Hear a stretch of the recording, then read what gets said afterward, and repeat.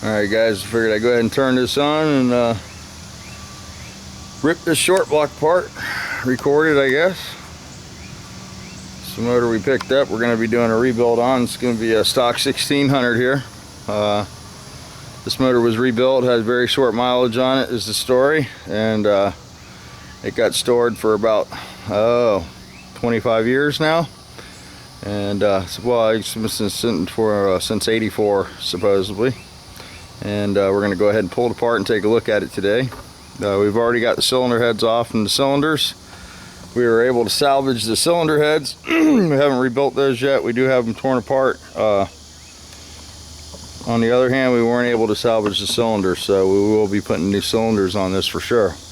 One thing I want to point out before we get started, there's a couple tools, you know. We're going to try to keep our cam followers in place, because if the cam and lifters are good, we'll reuse them. These tools can be duplicated with coat hanger, or you can buy these at any Volkswagen place. MP sells them. Any Volkswagen catalog usually has this kind of stuff. These are the lifter clips for a VW or 912 Porsche. So you just stick them on in there, grab the lifter, and there we go. So that basically holds the lifters and the bores, so when we split the case halves, they don't fall into the ground. And that's how it's supposed to work, but a lot of times they fall on the ground anyway. So we will try to save them. We're going to rotate the engine onto its side. We drain most of the oil out of it. And first thing I like to do is take all the 13s loose first. So usually you'll have your 13mm case half nuts, the oil pump, and then your big nuts, your 6 big nuts will either be 17mm or 19s, depending on the year of the case, or if the motor's been rebuilt. Most replacement nuts are 19mm. So alrighty, there's a spring washer under every 13mm. So you want to be sure to get a magnet so you can recover those. And I'm going to need an extension. I might be able to get most of it. You can use the oil pump stud to pull these nuts off. Little trip there. Tip for you. There you go. Go to toxin.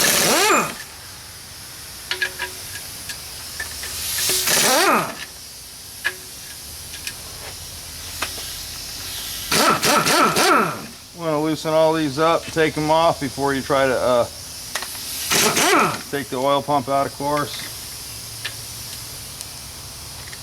And usually I'd have a nut and bolt container, but I don't have one. I'm just throwing them on the ground down there. And we'll pick those up in a little bit when we're done and put them in the soaker.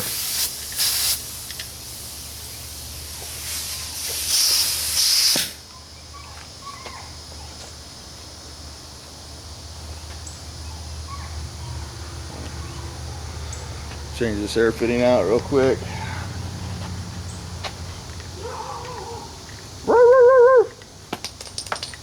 Neighborhood dog is not happy to be by himself over there. Alright, so let me get this plugged back in now. There we go. Try to stay out of the camera shot.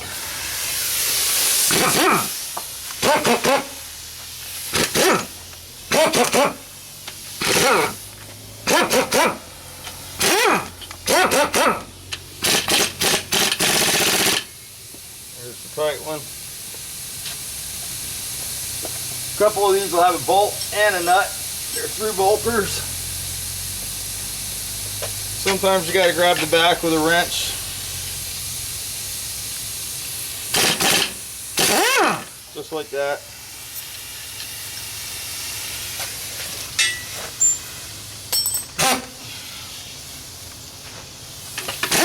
Generally when I build a motor I use all new hardware. I will use spring washers over if they are in good shape, but as a rule I try to replace all the hardware.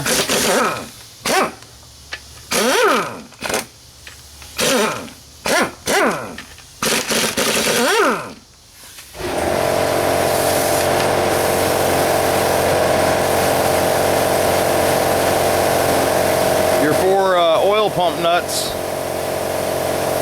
will have a locking nylon on them, and the nylon goes down towards the pump cover, and we don't use the washer there. It's just a nut with an eye lock down. And usually if you go to a Volkswagen parts store, these are referred to as the oil pump cover nuts.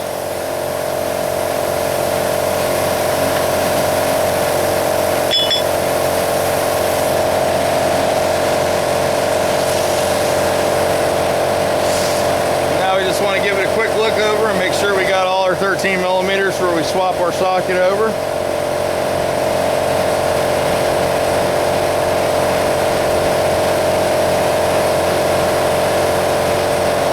And there is one nut, sometimes it's on the opposite side of the case, and that would be the manifold nut. So we're going to get that one out. It's the stud directly behind the fuel pump.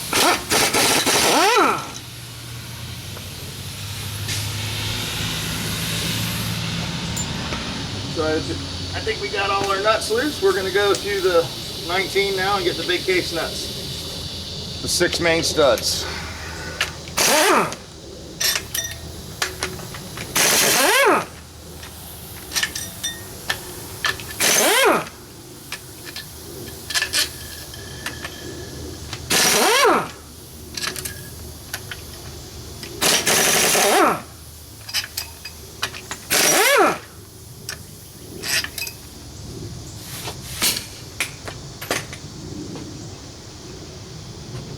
Okay, a funny thing here is with Volkswagen motors, it's a lot like paint work. People have different ways of doing things. Of course, my methods were all learned by Scooter at R&S. You know, he trained me. I did work at the Volkswagen dealership, but that was long after the air-cooled stuff had gone away. Now I want to point something out. This is something that some guys like to do, and this is incorrect. These have the same type nut for the 6 main studs. It has an eye lock on it, and where the oil pump requires the eye lock to be down towards the cover, these should be installed with an eye lock up, because when you put this plastic surface against the main stud washer, it can exaggerate the torque and not give you an accurate torque reading for your main bearings. So very rarely do we get any oil creep up through the main stud. It does happen. It does have a seal there though in between the case halves, and you want to make sure that it's washer, a little bit of sealer on the washer, and nut down. Now this case here, this would never happen at Scooter's shop. We have the 6 main studs here. We've taken them loose, and we have 2 main studs with washers, and we have 4 studs with no washers. You always want to make sure you got the proper hardware when you reinstall your motor and build the engine. A hardware kit's pretty cheap. You want to make sure that you have washers under these nuts. It's not good to torque the nut into the aluminum case. Doesn't seem like there's any damage here. We'll correct that issue with the right washer and new hardware, of course. And we're going to take the gloves off for the next step here.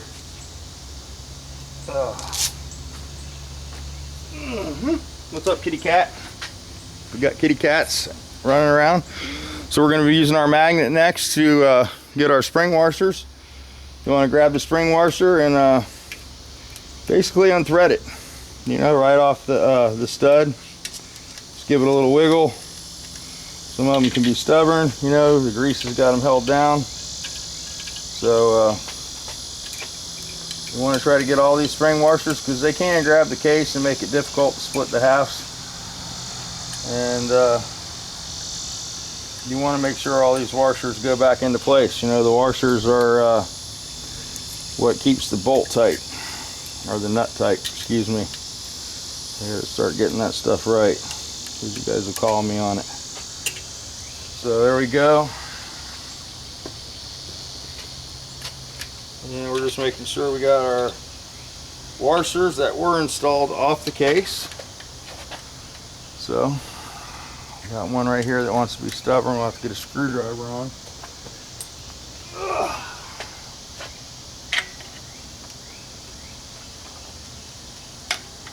Got that one loose. And there we go. So next we're gonna first make sure that all our nuts are off. You never can check this too many times, you know, because you don't want to pry on this case and damage the sealing surfaces. So you want to make sure that all your bolts are loose. Another thing that's a good tip, if this strainer gasket is glued on like this one, you want to go ahead and make sure you split the gasket so the case halves can come apart here. So hopefully that's enough on that one. Let me grab a rag, guys. Here we go. And I like to, you know, if I'm going to pry on the case a little bit, what I do is I rotate the crank over and get the keyway straight up. I put my pry bar in, I give it a little gentle nudge. Okay, and then I come over to the pump, and we're going to try to work this pump out of here. And you know, sometimes the pump comes out easy, and sometimes it doesn't come out easy. In this case, it came out very easy. So it doesn't look like the pump was replaced on the rebuild. So we'll be putting a new pump in. All right, next we're going to be splitting the case halves, I believe. We're at that point now, so let me wipe the sweat off. Make sure my lifter clamps are in place here. Again, these are just a precaution. A lot of times the lifters fall out anyway, but at least we made the effort. You go to the back of the case and gently pull up on above the cam journal there. And then this would be our last area where the case is sealed in the back corner here. We're going to try to come up to the keyway again. Gently give it some, spread it apart there. And now we got to try to get the back half here apart. Which, you know, I never stick a screwdriver in there and pry on the case halves. I always just work it along, you know, a little at a time. Make sure your stand's tight so your engine isn't moving all around. And it's coming loose off that dowel pin over there. It's a little tricky in that back corner because there's nothing to really pry on back there. Again, I don't want to stick a screwdriver in here in any way, you know, because we can damage the case halves. So, but you can gently pry on the studs and pull the case halves apart using various studs here to spread it apart. That's what I'm doing. And there it goes. So we just got it off that last stud. And now the case halves are loose. Don't get in a hurry with that part, you know, be patient. And it'll come loose just like that one just did. Yeah, it'll just give it up. It'll pick up. All right, here goes the case halves apart. We're going to check our lifter clamps one more time. They're clamped. Our strainer gasket's split now. We're going to grab the case halves like this. And we're going to give a little back and forth motion. Now our case halves are loose. You grab this rod and press it over against the crank and it'll stand up. Now grab your halves, lift it up, and flip it over. And we'll take a look inside the motor now. Let me get a rag and wipe my hands off, and we'll take the camera off the stand and we'll give it a quick look together. All right. So here's our case half that we lifted off. We have our lifters in place still, you know. The lifters look to be in decent shape. They weren't replaced, obviously. You can see the pitting in them. So they were probably regrinds. I had a question, and I didn't mean to not answer the guy. I know Ziggy watches my videos from time to time from Australia, and he's a brilliant mechanic guy, and I love his input. And he asked me a question on these lifters, and I didn't quite understand his question. So Ziggy, if you watch this, maybe you can reword it or ask me a different way. I really didn't. He asked me if they were radius lifters. So I really don't know what that means. I hope that doesn't make me too stupid, but I figure there's no stupid question, so I was putting that out for Ziggy. What did you mean by radius lifter? And yeah. So there we go with that. So the case looks pretty decent. This case has been line bored. You know, it's got 50 stamped on the back. It's got a thrust cut on it. But all that appears to be in pretty decent shape. Most of this damage is from sitting. The rear bearing is nice and tight in the case. This is where you want to look. This saddle gets beat out and this bearing will start beating. And this is when you grab the flywheel or the front pulley and the crank moves back and forth. That's called end play. And we don't want a lot of that in a Volkswagen, you know. And this is what controls that end play, is the rear saddle and this bearing. And as this saddle wears and the crank beats back and forth, it pounds the bearing out, and eventually you have to have this thrust area cut, and it leaves a much thinner shelf or a landing on this bearing back here. So as you line bore the case and thrust cut it, the back of the bearing gets much weaker and is susceptible to heat from the flywheel shims at that time, because you have a lot narrower surface there to transfer the heat out of the bearing. So that's one of the things that sometimes people don't think about on line boring cases, and it's just one of the things. I'll try to get a bearing here and elaborate on that a little bit so you can see what we're talking about. These are thrust cut, but you can see this is a standard thrust bearing here. And I'll try to give you a visual difference. Well, you can see the surface here is where your flywheel shims and your flywheel are right against, and that's the same surface. You can see how thin it is now. And of course, the more they machine this saddle, the thinner this becomes, and the wider the bearing is. So that's one little thing there about line boring. This looks pretty good. I don't know if this crank was particularly turned.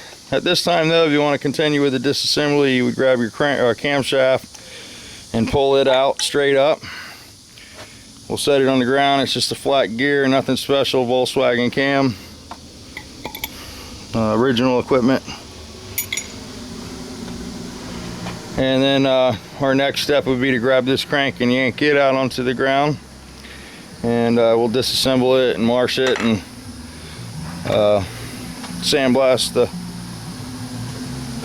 journal, or not the journals, but the throws there that are all rusted, and measure everything, check it. Usually the guy that I send my cranks to, he shot peens the cranks. He's got a blasting cabinet that he puts them in. They actually rotate in there, and then he polishes them or turns them, whatever they need. When you pull the crank out, you want to grab both rods, pull straight up. Crank on the ground. That's our bearing there.